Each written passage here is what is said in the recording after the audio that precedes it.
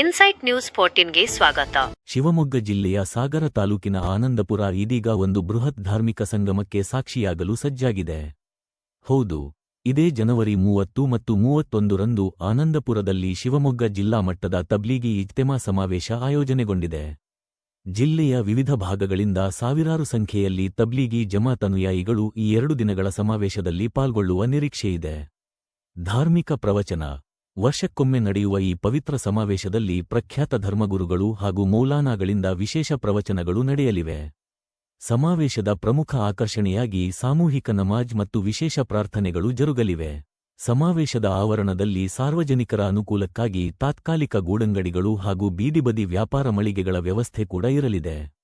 ಜಿಲ್ಲೆಯ ಸೌಹಾರ್ದತೆ ಮತ್ತು ಧಾರ್ಮಿಕ ಶಿಸ್ತಿಗೆ ಹೆಸರಾಗಿರುವ ಈ ಇಜ್ತೆಮಾ ಸಮಾವೇಶಕ್ಕಾಗಿ ಸಕಲ ಸಿದ್ಧತೆಗಳು ಪೂರ್ಣಗೊಂಡಿವೆ.